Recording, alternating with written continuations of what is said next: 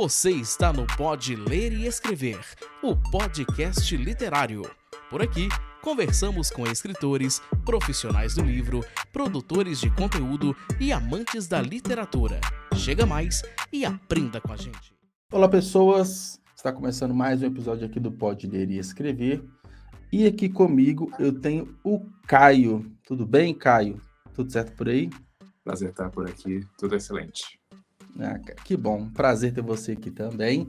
Bom, o Caio, que ele é autor, cineasta, compositor, e partiu para a carreira internacional após produzir mais de 100 discos e dirigir inúmeros videoclipes e curtas. E acaba de publicar seu primeiro livro de ficção em língua portuguesa.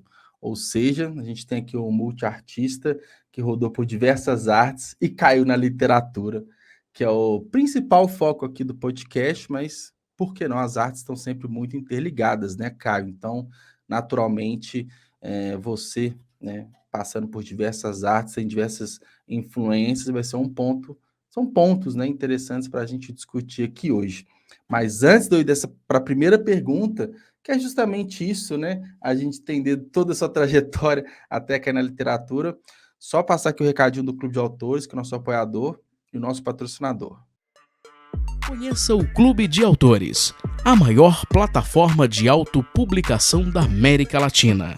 Somos mais de 42 mil autores e mais de 75 mil livros publicados. Entrar para o clube é muito simples. Primeiro, você publica seu livro online gratuitamente. Depois, você diz quanto quer receber de direitos autorais. Por fim, nós vendemos e você recebe o dinheiro direto na sua conta. Muito simples, não é mesmo? Então acesse o link aqui na descrição deste episódio e venha com a gente. Bom, Caio, eu queria que você falasse, assim, no começo da nossa conversa, um pouco sobre sua trajetória nas artes, né? Veio desde quando? Teve alguma influência dos pais? Enfim, como que começou tudo isso? O que veio primeiro? Foi a música? Foi o audiovisual? Como que foi tudo isso até chegar no seu primeiro livro? Bom, acho que todo artista tem uma história interessante, né? Uma história diferente. Acontece de jeitos muito diferentes, né? Eu sempre fui meio que uma exceção na minha família, né? Porque eu tinha uma inclinação artística, apesar de não ter artistas na minha família, etc. Sempre foi uma inclinação natural minha. E meu primeiro, digamos, meu sonho de infância era trabalhar com cinema. Sempre foi, né? Crescendo, enfim, eu fui daquela geração que cresceu assistindo filme, muito filme, e é uma coisa que faz uma participação muito grande na minha vida. Mas quando eu ainda estava na universidade ainda, quando eu estava estudando ainda, o negócio da música meio que aconteceu, né? Eu descobri que eu tinha uma certa também... e é engraçado, que era uma criança... Eu não gostava de música quando era criança, quando era garoto. Eu era muito... realmente não tinha interesse, um interesse por música enquanto expressão artística, até que quando uma certa idade, de repente eu descobri que eu tinha uma certa aptidão, né? E quando eu me dei conta, eu estava vivendo de música, quando eu me formei na universidade e tal, né? Qual faculdade você fez? Qual curso? Eu sou designer, assim, nunca trabalhei como designer, né? Mas eu sou designer. Também como parte também da minha orientação em artes visuais, etc. Né? Mas eu nunca trabalhei com design, enfim, eu costumo dizer que esse foi o único erro da minha vida, foi ter feito faculdade de design, porque realmente não me identifiquei muito, não me serviu de muita coisa, apesar de informar um pouco o meu trabalho no cinema, né? Sim. Mas aí, enquanto eu estava trabalhando com música, como produtor, enfim, e eu sempre pensando, como é que eu vou fazer essa transição, que eu quero trabalhar com filmes, né? Sempre... Sim. Aí a forma natural era fazer videoclipes, né? Então eu tinha músicos, artistas vindo trabalhar comigo, gravando, né? E eu falava, pô, quer fazer um clipe? A gente ia lá e eu comecei a fazer clipes para esses artistas para começar a enveredar pelo cinema e tentar rodar os meus roteiros, né? E isso que eu me trouxe até a Inglaterra, que é onde eu vivo hoje em dia.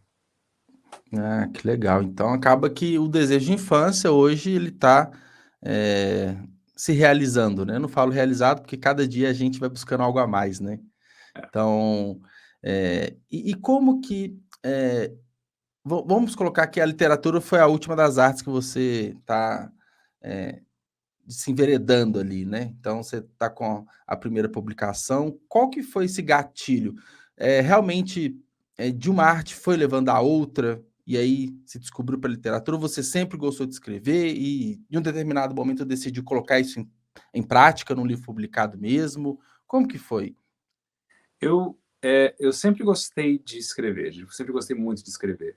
Mas é Uhum, interessante, né? Crescendo, né, quando era garoto na escola, digamos assim, você sempre tinha aquela aula de redação, aquela coisa, né, de sim. escrever. E eu era meio criativo demais. Então, então eu tive a maioria das professoras, dos professores, enfim, não entendiam muito o que eu tentava dizer, né? Até que eu tive uma professora quando eu estava na oitava série, que ela me Uhum, dava maior força, assim, ela adorava. Eu escrevia coisas completamente fora né, da caixinha, assim. uhum, E ela me encorajava, ela me puxava para conversar com ela, falava, cara, você tem que, né, escrever mais, eu me divirto, porque é muita história uhum. humorística, muita coisa completamente fora do que era pedido, né? Sim. E mas eu sempre tive é interessante, né? Porque com certeza você dialogando com muitos escritores, enfim, é, e, e acaba sendo uma coisa muito solitária, porque o nosso relacionamento com a literatura, com a palavra escrita, sempre é uma coisa muito pessoal e solitária até. Uhum, E eu nunca tive, por exemplo, eu descobri meu amor por livros não através da literatura em si, mas através da não ficção, né? uhum, Mais tarde, quando eu, enfim, já era um jovem adulto, eu comecei a mergulhar muito na leitura de livros de não ficção e me tornei um leitor absolutamente voraz, assim, então muito apaixonado pelo nível de comunicação, de telepatia que existe entre um autor e o leitor, né? Porque quando você está lendo, você está uhum. ouvindo uma palavra na sua uma voz na sua cabeça, é Sim, uma, interessante pensar isso, né? É como se fosse uma... telepatia, né? Sim, Entre o sim. escritor e o leitor. E claro, além do uso que eu faço da escrita no meu trabalho com o cinema, escrevendo roteiros e tal, Sim. uma coisa muito mais técnica, né? Mas então é uma coisa que vem de muito antigo, mas eu sempre tive uma relação conturbada com a Uhum, literatura, digamos assim, né? Nunca é uma coisa tão clara enquanto um desejo, um sonho, mas uma aspiração. Mas uhum. quando eu fui crescendo, foi se tornando claro que era algo que eu realmente queria fazer mesmo. Ah, que legal. E seu livro, o A Não Ilha, foi lançado agora há pouco, né? Pelo que eu tô vendo aqui, tá... Foi mês passado. Foi mês Esse, passado, é, em agosto, né? Eu costumo sempre abrir a página da Amazon, apesar dele ter sido, né, lançado pela Telha. Tá aqui 24 de agosto. Tem pouquíssimo tempo, né? Pouco mais de um mês, né? Quase 2 meses. E, e essa, assim, até coloquei aqui, né, que você já dirigiu, já fez diversos projetos no audiovisual e tudo mais. Tem um gostinho a mais ou diferente do livro em si? Porque e essa percepção que você falou do quase a telepatia, né, que você não fala, você não tem, eh, elementos sonoros, elementos visuais, e quem está consumindo a sua obra consome em silêncio e geralmente no momento isolado, sozinho, de descanso, diferentemente de uma música ou de um filme que você pode assistir em conjunto, fazer toda aquela discussão. O livro é uma outra forma de consumo e outra forma de compartilhar essa experiência. É um complemento interessante, assim, o livro para tudo aquilo que você fez, assim, o pós-lançamento, né, você já teve algumas percepções de leitores? Como que tem sido esse o pós-lançamento? isso que você disse é extremamente verdade. É interessante porque é uma coisa muito. A leitura é muito mais intimista, né? Porque um filme ou uma Sim, música você pode ouvir em grupo, né? Você vai num show, você exato. vai no cinema. É. O livro não, o livro é uma experiência individual. Você até pode compartilhar com alguém, por exemplo, emprestando um livro, depois conversando, mas Uhum, sempre tem um certo delay, porque você não está lendo ao mesmo tempo, né? uhum, Então, pô, eu li um livro, adorei, e eu te empresto o livro para você ler, e aí depois você vai me falar o que você achou agora, mas eu li o livro há um mês atrás, então uhum, isso é muito interessante, porque, digamos, é uma primeira, é a minha primeira tentativa de tentar traduzir um pouco das, da, do meu- da, da minha, das minhas visões, digamos assim, no texto, porque no cinema, por exemplo, o que você escreve é a receita do bolo, não é o bolo em si, né? É só uma receita, são umas informações. Olha, eu vou ter que fazer isso, aquilo. Vou conversar com a equipe, com o elenco, a gente vai criar cenas, mas o roteiro em si não tem um conteúdo artístico. Não é uma experiência. Você lê, na verdade, é bastante chato. Você lê roteiro, é uma coisa meio enjoada. Assim. E o livro não, o livro é o bolo. O livro não é a receita, ele é o bolo, né? E a minha primeira tentativa de evocar isso, né? Mas com relação à receptividade, como foi lançado muito recentemente, e foi muito repentino também, né? Porque eu não imaginei que fosse sair tão rápido. A editora, eu tinha aprovado o layout, né? E imaginando que o livro vai sair só daqui a uns 2 meses, né? Mas aí, sei lá, 5 dias depois, como ele é imprimido on demand, né? Então ele saiu assim, pelo menos na Amazon, né? Saiu muito rápido, assim. E aí acabou que foi pego de surpresa, né? Totalmente surpresa. Então não preparei ninguém, né? E na verdade, como eu vivo fora do Brasil, eu nem vi o livro ainda. Eu não vi o livro, eu não tenho o livro aqui ainda comigo. Em mãos, né? Eu não vi, eu só vi vídeo, foto das pessoas me mandando e tal, mas os comentários que eu vi foram muito, muito bacanas, assim, até porque, inicialmente, antes do livro ser publicado, eu compartilhei com algumas pessoas que o livro ele passa por temas de história, de filosofia, enfim, e eu mandei para alguns acadêmicos, né, que me ajudaram muito e a receptividade foi fantástica, né. E agora tá solto no mundo e eu tô ansioso para ouvir as primeiras impressões. Porque demora também, ler um livro demora um pouco. Sim, que é uma outra característica, né? Você pega uma música, você consome em 2, 3 minutos, né? O resultado final, apesar que, obviamente, você sabe muito bem que toda produção demora bastante, mas para você consumir, para dar um feedback, é instantâneo, praticamente. Um filme, apesar de que pode ter algumas horas, mas também é muito rápido. O livro, muitas vezes, pode ser dias, semanas, dependendo do ritmo de leitura de cada um. E a gente fica muito nessa ansiedade, né? Porque lançou, a gente já quer no outro dia que tenha várias pessoas nos falando do livro, e não é bem assim, né? Requer um tempo, e acaba que, pelo menos para mim, eu vejo muito o livro em si, né, de todo o processo de criação, é um ótimo exercício de paciência e controle de ansiedade, né? Porque o livro também, dependendo do seu ritmo de escrita, vai demorar semanas, meses, anos para escrever um livro. Depois tem toda a etapa de publicação, de revisão e publicação, e depois de feedback. Então, é algo muito demorado, que é algo que tem que ser trabalhado, né, internamente.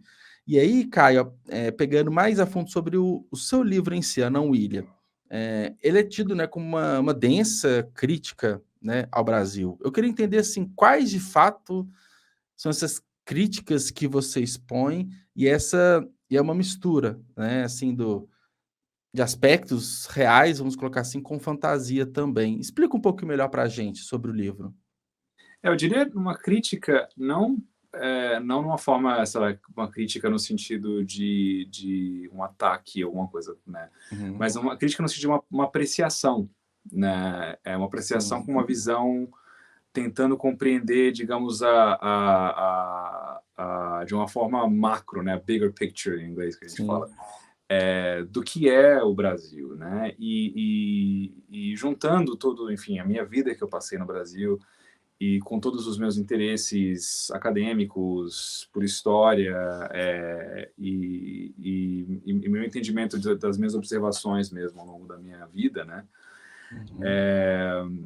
Eu meio que eu procurei uma forma de recontar a história do Brasil de uma forma passando por facetas do Brasil que muitas vezes a gente que nasce e cresce dentro do Brasil, a gente não percebe como são importantes e como elas influenciam, informam e tornam a gente e faz com que a gente seja quem a gente é, né? Eu tentei, digamos assim, depois que eu saí do Brasil, né, há 4 anos atrás, eu sinto que eu ganhei uma objetividade que eu não tinha, né, com relação ao que caracteriza o povo brasileiro, a vida dentro do Brasil, né? Eu passei a ter uma apreciação muito diferente. E quanto mais tempo eu passava fora, né, mais eu pensava a respeito dessas coisas com uma forma com um pouco mais de objetividade. E então, digamos assim, não é uma crítica no sentido de falar atacando as coisas que eu considero. Não é uma crítica negativa, né? Até porque você não pode criticar no sentido. Porque um país é uma área enorme de terra. O Brasil, principalmente, é como se fossem vários países dentro de um, com centenas de milhões de pessoas, milhões de milhões de histórias diferentes e de percepções diferentes de mundo e de culturas diferentes. Então, claro, não é uma coisa só, né? Mas, ao mesmo tempo, existem algumas coisas que unificam essa massa de terra e pessoas, né? Que muitas vezes a gente, quando a gente está dentro, a gente não enxerga, né? A gente não percebe que a gente está mergulhando, né? E aí, quando eu saí, eu creio que tive uma visão um pouco diferente, assim, que foi muito interessante, muito bonita até. Isso que eu ia até chegar nesse ponto, que quando a gente às vezes está dentro de uma situação, né, ou numa questão geográfica, né, igual, tipo assim, que dentro do Brasil a gente não enxerga o que está aqui do nosso lado. A gente precisa sair, estar fora desse ambiente, fora dessa situação, de um contexto, para daí então enxergar e com outros olhos. Foi muito isso, né, do que você viu. De repente é o que permitiu você construir o que você colocou nas palavras do livro, né? É conseguir ter esse olhar externo, né? Então, eu imagino, eu vejo muito que eu nunca morei fora do Brasil, mas eu morei em outros estados, né? A gente percebe uma cultura muito diferente. São vários Brasis dentro de um só, né? A gente tem tamanhos continentais aqui. Então, às vezes, quando a gente sai, que a gente consegue perceber aquilo que a gente tinha. E algo legal, acho que para aspectos criativos, né? Para as artes, é interessante, né? Uma percepção legal. E, assim, foi muito disso que permitiu, de fato, você conseguir construir o texto do seu livro? Sim. É interessante porque, por exemplo, crescendo no Brasil, né? Enfim, tudo assim, assim como você, eu nasci no Brasil, cresci no Brasil, rodeado de, por exemplo, de palavras, por exemplo, de origem nativa brasileira, de origem de idiomas dos troncos linguísticos nativos. O quanto de coisas dos nossos gostos, do nosso jeito de ver o mundo, da nossa culinária, do jeito que a gente se veste, do jeito que a gente se comporta, na verdade, são nativo brasileiros, eles não são importados de nenhum lugar da Ásia ou da Europa, que seja. Só que eles são invisíveis. Eles são invisíveis. E pensando sobre essas coisas, né? Eu procurei construir, né? Tentando enxergar. Eu tentei imaginar uma história, porque, como você mencionou, o livro ele tem uma faceta de fantasia. Metade do livro é um livro de fantasia, de ficção total, e outra metade do livro ele é de, digamos, ficção histórica, mas, digamos, se passa no mundo real. Então, os mesmos personagens, na primeira metade do livro, eles existem numa versão, num Brasil que nunca existiu, um Brasil imaginário, mitológico, no qual os povos ameríndios foram os primeiros a atravessar o oceano, e não os europeus a atravessar o Oceano Atlântico. Onde todas as relações culturais e sociais dentro desse país eram completamente diferentes, né? E a segunda metade do livro são esses mesmos personagens da primeira parte, só que como que a vida deles é no mundo real. O que eles realmente... o mundo no qual eles existiram ou existem, né? E se passa ao longo de toda a história, de todos, digamos, os 520 anos aí da história do Brasil. E a gente tem... São 5 personagens, né? Principais, sim. São 5 personagens principais, e até pelo release que eu recebi, eu achei bem legal que cada um tem uma construção e características muito únicas, muito fortes, né?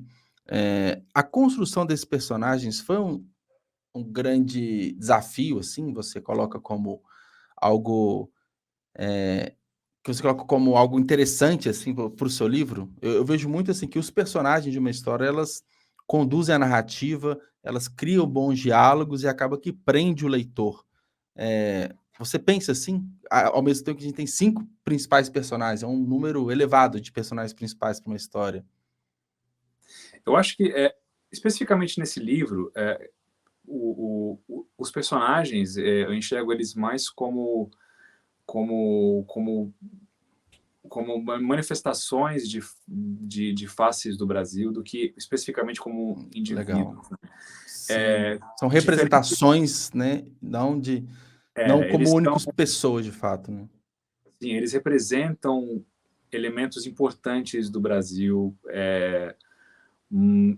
e mais do que outros trabalhos meus, do que outras coisas que eu escrevi. Porque o jeito que eu escrevo, por exemplo, personagens, né? Claro, não posso... É o jeito que, pelo menos, funciona comigo, né? Os personagens, eles se criam a si mesmos. Eu não tenho controle nenhum sobre o que eles são, o que eles querem falar, o que eles querem dizer. Enquanto eu estou escrevendo, né, minha cabeça é como se fosse digamos, uma caixinha vazia, e os personagens eles aparecem ali e eles se comportam como eles bem entendem. E quando eu costumo dizer, né, uma linguagem que até a gente usa no cinema um pouco, quando você consegue ouvir a voz do personagem, quando você pensa no diálogo, ouvindo a voz, com o sotaque do personagem, com a voz, com tudo, é que o personagem está ganhando vida. E às vezes eu quero que o personagem faça uma coisa, mas o personagem não quer fazer aquilo, ele quer fazer outra. E eu vou escrever o que o personagem quer fazer, eu não tenho controle, né? Sim. Mas, especificamente na Não Ilha, esses personagens, eles são como se fossem avatares, digamos, espíritos do Brasil, né? Eles não são necessariamente... Tanto que o mesmo personagem, ele aparece, digamos, na versão fictícia do Brasil e na versão real do Brasil, com histórias muito diferentes, se passam no mesmo período, mas com histórias muito diferentes e com personalidades até diferentes, mas com algumas coisas em comum, né? Então, por exemplo, uma das personagens, que é a Sayara, na versão, na primeira parte do livro, ela é uma menina que nasceu sem boca, ela não tem boca, ela não pode comer. Então, por isso, ela se alimenta de sonhos. E a Sayara, na segunda parte do livro, ela é uma jornalista que se sente... ela sente que o trabalho dela não tem função mais no Brasil atual. E ela está tendo uma crise de identidade. Então, é a mesma Sayara, mas em mundos completamente diferentes, são completamente... Então elas não são... Então, digamos, a Sayara não é uma só, né? Ela é como se fosse um avatar. Ela representa uma faceta do Brasil. Isso é legal porque, né, você divide muito bem, né, os livros, as partes do livro, né? E a construção do personagem também, de toda a história, ela, ao mesmo tempo que é diferente, se complementa e traz uma experiência única ali para o leitor, tendo em vista que não é uma construção comum, né? A gente falou bastante aqui de personagem, não é uma forma comum de se retratar, de fazer de um personagem. E isso faz o livro ele ser especial nesse sentido. Pelo menos é o que eu espero, é o que eu tentei fazer. Sim.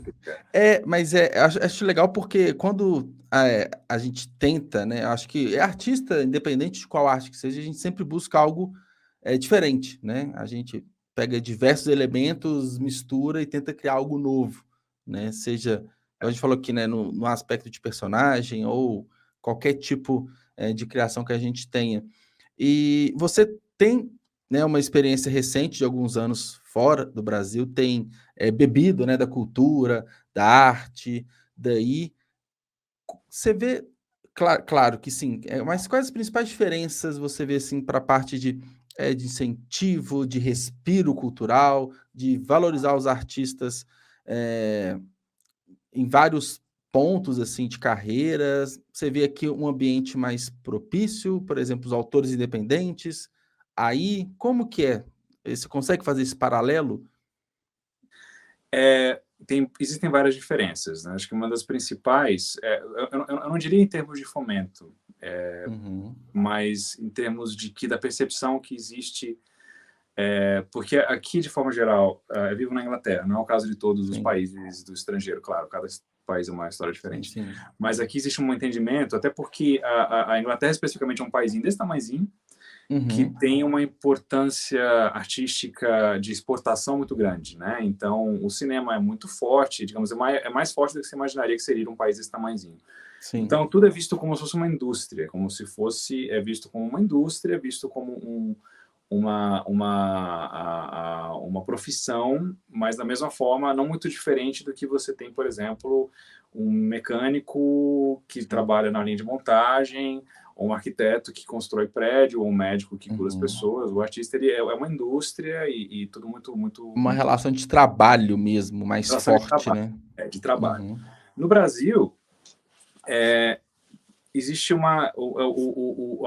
que motiva, eu acho, o artista é muito mais uma frustração, não é tanto uma energia de realização profissional, mas muito mais uma energia de mudar as coisas, né?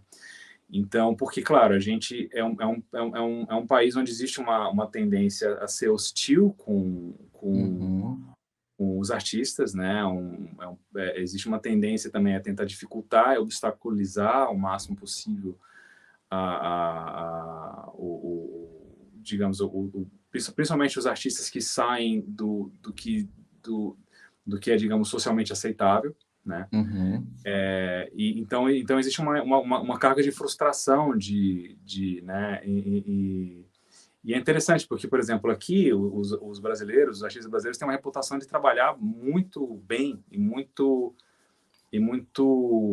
forte, digamos assim, porque serem intensos e competentes, né, no trabalho. Serem intensos e competentes, porque a formação é diferente, né? A gente tem que tirar leite de pedra, né? No Brasil. Então, quando chega numa indústria mais estruturada, as pessoas que cresceram, que sempre trabalharam aqui, parecem preguiçosas perto dos brasileiros, entendeu? Sim. Então tem algumas diferenças dessa natureza, mas uma coisa que realmente me marca muito é eu ver como essa frustração ela influencia a gente, né?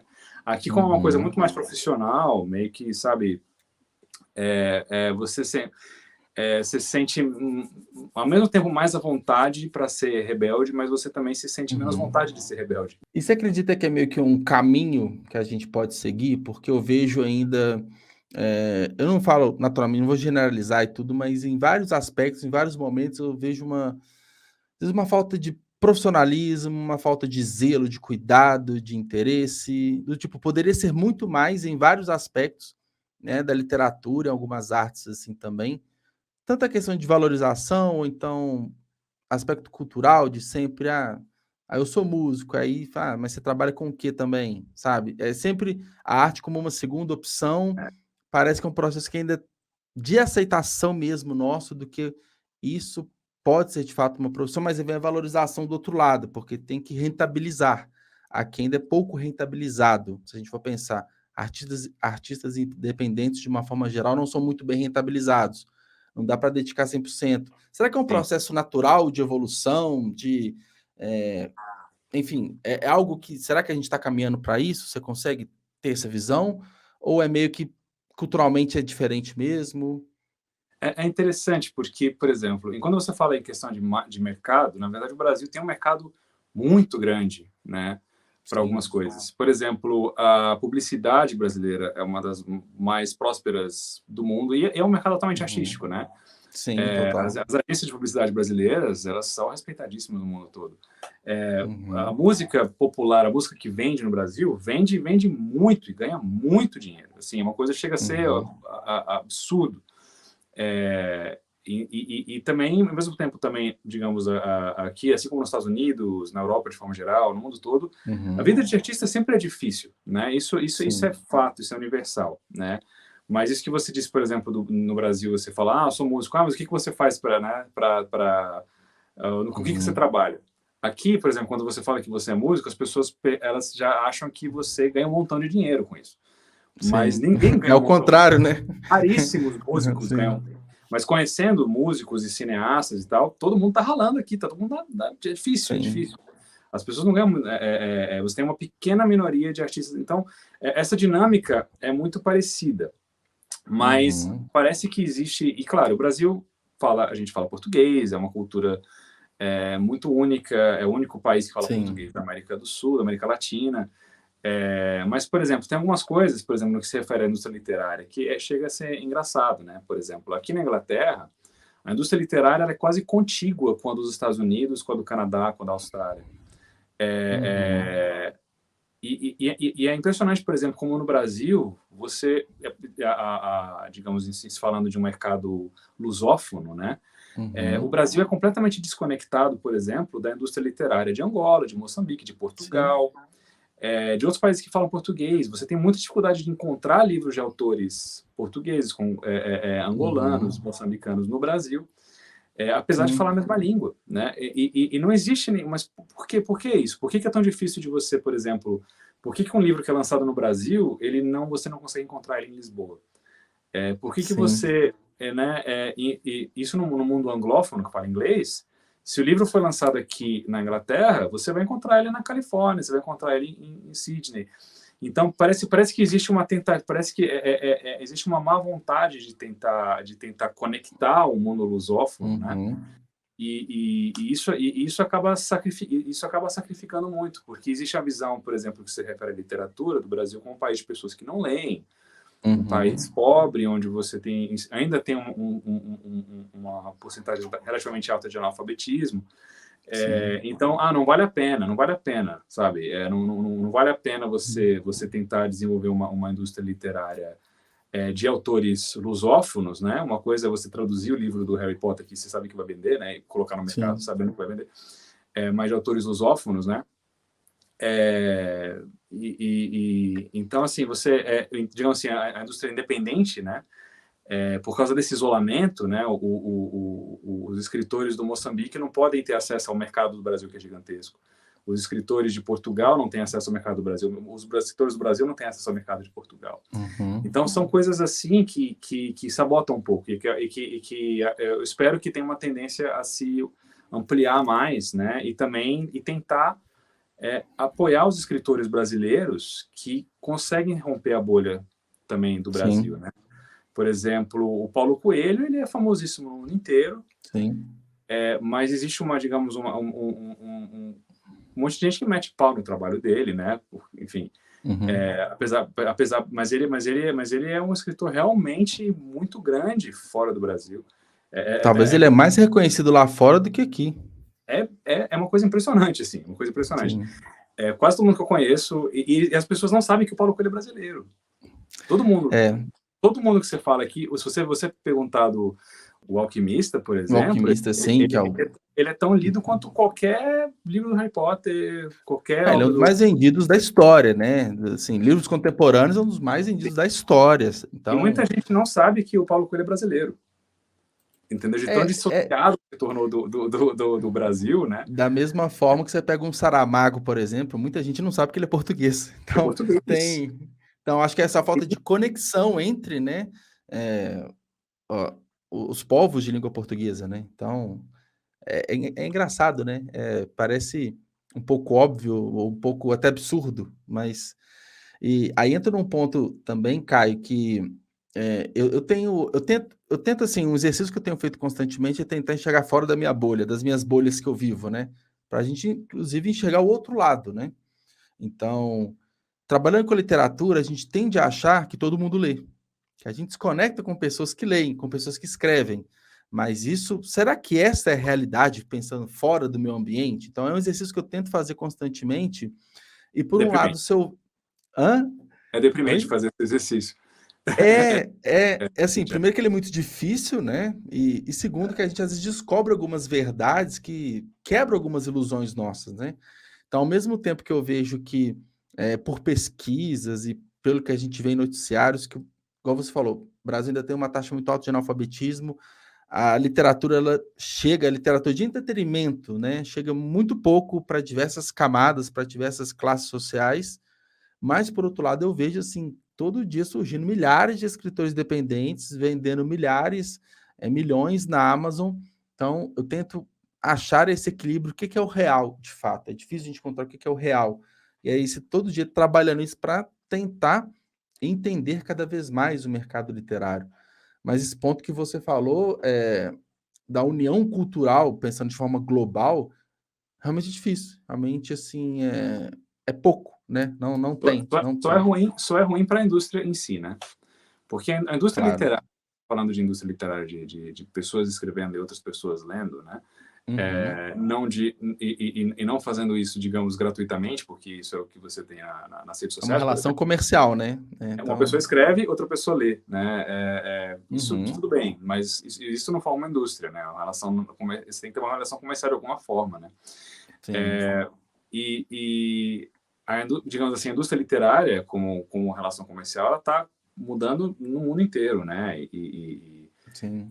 E o fato é que, por exemplo, quando você vai ver, eu acho que, se não me engano, 98% dos livros independentes lançados não vendem mais do que 20 cópias, alguma coisa desse Sim. tipo. Eu tinha visto uma estatística, digamos assim, a cauda longa da Amazon, Sim. né?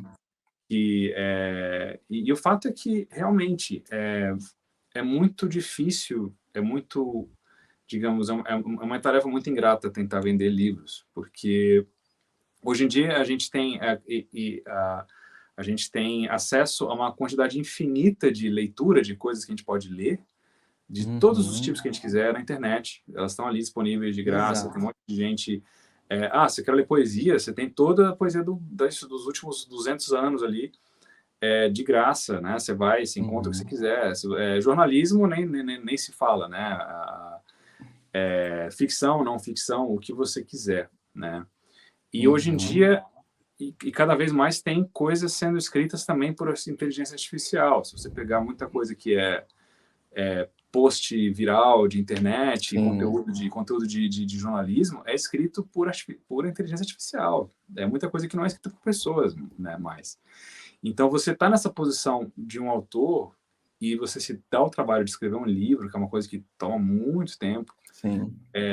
Você tem que ter uma crença no poder da leitura, né? E realmente, todos os autores que estão escrevendo, eles têm isso, eles têm uma crença no poder da leitura que é inabalável. Porque o que todos os autores têm em comum é que todo mundo que escreve já leu livros que marcaram a gente, mudaram a gente, fizeram com que, e de uma forma que outras coisas não fizeram. Um filme não consegue fazer, uma música não consegue fazer isso, um post em rede social não consegue fazer isso. O livro, ele tem uma coisa que é única, só que muitas pessoas estão deixando de experimentar isso, né, por causa dessas mudanças culturais que estão acontecendo no mundo inteiro. E você escrever é um jeito de você tentar, sabe, você dá a sua contribuiçãozinha, falar, pô, espero que alguém vai pegar esse livro e vai se sentir modificado por ele de alguma forma. E aí essa mudança cultural e comportamental, ela... Primeiro ponto, né? Igual você falou, inteligência artificial estão criando textos, né? E qualquer outro tipo de conteúdo. Então a gente tem tanto conteúdo para consumir que aquela síndrome, né? Você abre a Netflix, você acha que não tem nada para assistir. Sendo que tem cada vez mais conteúdo, só que a gente tem a percepção que tem cada vez menos, porque é tanto poder de escolha que a gente não escolhe nada. Então, esse é um ponto. Mas o livro, eu acho que ainda tem uma vantagem, apesar do tempo de consumo dele ser maior, mas ele ainda preserva, em grande parte, o aspecto físico, né? Os filmes perderam as mídias, né? Basicamente, a gente não compra, não aluga mais uma fita, um DVD, um Blu-ray. A gente ter em mãos essa experimentação tátil, né? Que o livro tem muito isso. Você pega ele, você entrega para uma pessoa, leia esse livro. Então, ainda tem um pouco disso. Tem uma resistência maior para as mídias digitais, para o e-book, por exemplo, do que a música. Né? Hoje ninguém anda com Discman por aí, né? Tudo via streaming, tanto música quanto filme. Talvez o livro pode ter isso como uma vantagem ainda do encontro, do tátil, do pessoal, apesar que em números de leitores, de leitura em si, pode ser diminuído, né? Então, você pega um artista, quando ele explode no streaming, tem milhões de ouvintes em um mês, né? Então, de plays, né? De streams. Um livro, dificilmente você vai ter isso. São formas de consumo, enfim, indústrias diferentes, mas eu acho que o livro ainda tem um pouquinho desse resgate do tátil, né? Do sensorial, né? Não, eu mesmo trabalhando, eu ainda trabalho com música ocasionalmente, né? Já produzi muitos discos, né? E de vez em quando, eu sempre recebo, por exemplo, de músicos e tal, de vez em quando, a última vez eu não compro um CD há mais de 10 anos, né? Eu tenho uma coleção de CD de milhares e eu não ouço um deles há anos e anos e anos. E quando algum músico, algum artista querendo mostrar o trabalho vai me entrega um CD, na verdade é um inconveniente, porque eu falo, não tem nem onde tocar isso, eu não tenho mais CD player em casa. Um livro não. Um livro, quando alguém me dá um livro, fala, lê meu livro, eu fico feliz da vida, é uma coisa muito, né, a impressão que dá quando você não tem a coisa tátil, né, parece que nunca existiu. Por exemplo, você tem um artista que vai lá, lança um trabalho em streaming, às vezes fica famoso, tem milhões de streams, etc., milhões de pessoas ouvindo, aí depois, mas sei lá, se o artista deixar de atuar ou deixar um pouco de lado as redes sociais, esses números desaparecem e não fica nada. Não fica nada. Né? E, por exemplo, eu sempre trabalhei muito com música, digamos, underground, né? Música independente. Então, por exemplo, mesmo que as pessoas não tenham CD, mas as pessoas elas vão querer comprar uma camiseta, elas vão querer comprar alguma coisa que permanece, né? Que represente, né, o artista, a música, né? Aquilo, né? E o livro por si só, porque o livro é um ícone, né? É uma coisa tão antiga que existe há 2 milhares de anos, né? O livro como moderno, do jeito que a gente tem, existe há pelo menos 2000 anos, né?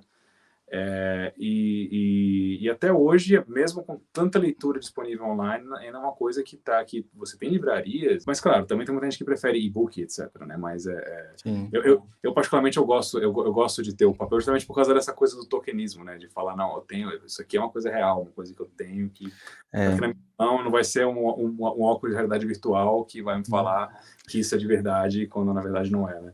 E ainda é um desejo dos autores dependentes, né? Porque o livro físico em si, ele tem um custo muito maior, né? Que é o custo da impressão, né? Basicamente. Claro. Então, quando se consegue isso, né? O livro físico é uma conquista além do livro em si, né? Do livro da versão digital. Então, a conquista para o escritor também tem todos os aspectos da leitura, mas para o escritor também é aquele troféu, né? Aquela conquista que você tem, é tátil, você pega. É aquela coisa, tem um livro de verdade, né? Porque... que senão parece que você é autor de PDF, né? Se você escreve um livro para lançar lá, eu escrevi um PDF, né? Até porque... livro, né? E a questão das bolhas, né? Para mim, né, que tem um background de marketing, né? Acaba que os e-books, né? O marketing deturpou muito o conceito de e-book, né? Porque você junta 12, 20 slides, salva como PDF, vira um e-book. Você compartilha e vende como um e-book. Então, perdeu-se um pouco também dessa grandeza, vamos colocar assim, da palavra, né? Do documento. Aí, quando você tem um físico, é outra experiência, outra conquista, né? Mas é interessante a gente pensar isso, que no fundo é um comportamento de consumo, né? Tanto da criação, da divulgação, né? Da distribuição, que ela varia de acordo com a mídia, né? Seja música, seja um filme, seja um livro, e também com a época, com a era. E acaba que, até por isso que a gente tem conversado aqui hoje, eu vejo que o livro ainda ele é muito resistente perante esse mundo cada vez mais tecnológico, né? A gente nem falou de audiobooks também, que tem crescido, e-books tem crescido, mas livro físico não tem perdido tanto espaço quanto se esperava uns anos atrás, né? Então, o streaming veio, né, de música, Spotify acabou com CDs, né? Não tem mais. Desde a época do MP3 também. Os streamings de filmes e séries também acabou com as locadoras, mas os livros estão aí, né? Tem várias livrarias, né? Os marketplaces, né? Que viabilizam impressões on demand, né? Igual o seu livro, por exemplo. E isso que você falou, por exemplo, com relação aos audiobooks, por exemplo, né? Agora você tem... É interessante que talvez seja um reflexo um pouco até da solidão digital que a gente tem, por exemplo. A gente tem essa explosão de podcasts, por exemplo. Né? Porque um podcast é muito diferente de um programa de rádio. É muito diferente do que você tinha num talk show, por exemplo. É fundamentalmente diferente. E da mesma forma que um audiobook é muito diferente de um livro. Né? E o que acontece? O livro físico, né? Ele tem porque existe toda uma série de motivos pelo qual as pessoas gostam de ouvir audiobooks, etc. E um desses principais motivos é que você não precisa se concentrar tanto no que você está lendo. você pode deixar ali de background, você pode estar fazendo alguma outra Sim. coisa e ouvindo ali alguém lendo o livro para você. Mas não é... Mas aquela coisa mas você não... Por exemplo, você não aprende tão bem quando você está ouvindo no background. Você não aprende, você Sim. não retém as informações tão bem. Então... E essa coisa desse momento sagrado, de você ficar sozinho, pegar um livro em silêncio, sabe, sem estar fazendo outra coisa, sem estar se distraindo, é uma coisa que eu acho que cada vez mais, com a solidão digital, com a coisa do barulho, é tão importante para a gente manter a nossa sanidade, sabe? Total. Eu estava vendo que, por causa de tanto contato com tela, hoje em dia, está tendo as pessoas mais jovens, crianças, estão começando a ter muito problema de miopia, por exemplo, por causa de estar olhando para a tela o tempo inteiro, né?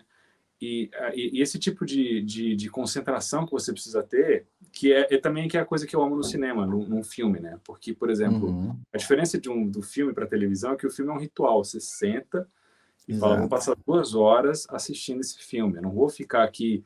Claro, tem gente que não assiste o filme, vai ficar zanzando, vai na cozinha, não sei o que. Mas o ritual de você sentar e falar, vou me dedicar 2 horas a usufruir dessa coisa, né? Isso na música deixou de existir praticamente, né? No cinema ainda existe um pouquinho, quando a gente vai assistir uma série no Netflix, assistindo, né? Fica lá completamente vidrado e tal. E acho importante que a gente que as pessoas tenham acesso a poder ter esses momentos de solidão com um bom texto, que é uma coisa que traz uma paz de espírito e uma realização pessoal que eu acho que pouquíssimas coisas no mundo hoje em dia podem oferecer, sabe? Sim, e é muito importante que a gente tenha esses momentos, né? Que eu faço isso muito como essa fuga, quase como uma fuga para a realidade, né? Da realidade, né? Então, o mundo conectado com muitas telas, pelo menos 2, né? Que é a tela do computador e o celular simultaneamente, muita informação na cabeça. O livro nos permite isso, né? Nos permite desconectar, mas ao mesmo tempo aprendendo, consumindo algo diferente e a sensação de estar offline, eu acho que ela é cada vez mais necessária, porque a gente está cada vez mais online, né? Então, as gerações de agora, elas estão sempre, já nascem conectadas, né? A minha geração é a mesma da sua, a gente tinha a percepção, ainda tem a percepção muito clara do que é offline e o que é online, né? A gente nasceu no mundo offline, veio para o online, e cada vez mais informação, então a gente parar para ter esses rituais, esses momentos únicos específicos, eles são necessários para a sanidade, né? Então, faz isso total sentido. E Caio, te perguntar, a gente chegando mais para nossa reta final aqui do episódio, e seus planos literários? Eu sei que seu primeiro livro acabou de ser lançado e tem muita coisa para acontecer, inclusive você ter com você a sua cópia física, como você disse, você ainda não tem, mas já consegue pensar em futuro? O que você imagina pros próximos anos? Sim, com certeza. Na verdade, eu tenho um outro livro, só que em inglês, que eu escrevi, Que eu legal. ainda não lancei, porque esse é um livro realmente que eu quero lançar ele bem lançado, digamos assim, né? Sim. Eu talvez, provavelmente, eu devo traduzir o Ana William eu mesmo, talvez eu vá fazer a tradução. Mas porque, assim, tem muita gente por aqui que, por exemplo, fala, pô, eu quero ler seu livro, eu falo, pô, mas em português. Então, eu vou traduzir o livro, né, para que legal. disponível, né? E eu tenho, assim, eu tenho vários outros, enfim, no cinema, no teatro, tem outros projetos, mas com certeza na literatura, além de lançar esse segundo A tradução, livro, né? a tradução e o meu segundo romance, que eu quero lançar aqui, também vai ser em inglês. Também com a pretensão de lançar em português, o Brasil também é lógico, né? Mas eu não sei se eu quero ficar traduzindo esses trabalhos todos, que é muito trabalho traduzir. Sim, tem que escolher uma língua, né? Tem que ser ou em inglês ou em português, né? Pois é. Não, é muito trabalho, né? Mas eu tenho, assim, em termos de livros que eu planejo escrever a médio prazo, assim, provavelmente para me manter ocupado pelo resto da minha vida, porque realmente eu tenho muitos livros, eu acho que podem sair daqui, mas isso também depende de vamos ver como esse vai se sair, né? E aí a gente dá continuidade. Que legal. Caio, eu queria agradecer a sua participação aqui, foi bem legal. Uma das coisas que eu gosto, que eu tenho como um episódio bom, é quando a gente sai da pauta e vai para outros assuntos que tornam a conversa dinâmica. Espero que você tenha gostado, desejo sucesso na sua carreira. E agora tem mais um braço artístico que é a literatura, então espero que você tenha gostado do papo também. Com certeza, grande prazer, Juliano. Muito obrigado por me receber. Obrigado. E os recados finais, né? Assim que o episódio for publicado, vou compartilhar nas redes sociais, do Pode Ler e Escrever, e acompanhe o Caio também, que lá você compartilha bastante, né, da sua rotina, do seu trabalho. Vou colocar na descrição aqui do episódio, suas redes sociais. E Caio, obrigado. Até mais. Aí já tá de noite, né? Aí já são quantas horas? Qual que é a diferença de fuso? Aqui são 5 horas da tarde. Então, aqui E já são aí? 9, 4 horas a mais. Tá. Eu vou direto para a cama. Então, eu ainda tenho algumas horas aqui de trabalho ainda, então, boa noite, Caio. Muito obrigado, tá? Boa Valeu. noite, Juliano. Muito obrigado.